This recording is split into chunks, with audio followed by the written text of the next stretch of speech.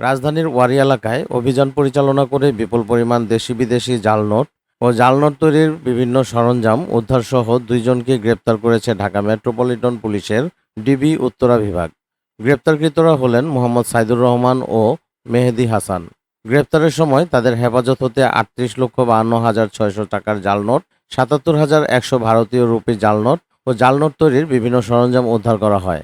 সোমবার ১৭ মার্চ ২০২৫ খ্রিস্টাব্দ রাত আনুমানিক ৩টা ৩০ ঘটিকায় ওয়ারী থানাধীন আরকে মিশন রোডের একটি বাসায় অভিযান পরিচালনা করে তাদেরকে গ্রেপ্তার করে ডিবি উত্তরা বিভাগের অবৈধ অস্ত্র উদ্ধার ও মাদক নিয়ন্ত্রণ টিম।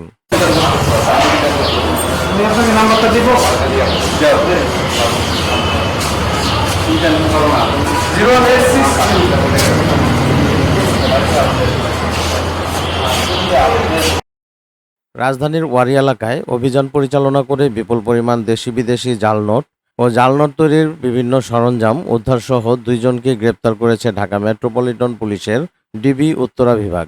গ্রেপ্তারকৃতরা হলেন মোহাম্মদ সাইদুর রহমান ও মেহেদী হাসান।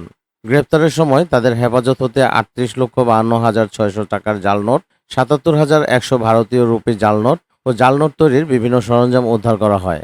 সোমবার ১৭ মার্চ ২০২৫ খ্রিস্টাব্দ রাত আনুমানিক ৩টা ৩০ ঘটিকায় ওয়ারী থানাধীন আরকে মিশন রোডের একটি বাসায় অভিযান পরিচালনা করে তাদেরকে গ্রেপ্তার করে ডিবি উত্তরা বিভাগের অবৈধ অস্ত্র উদ্ধার ও মাদক নিয়ন্ত্রণ টিম।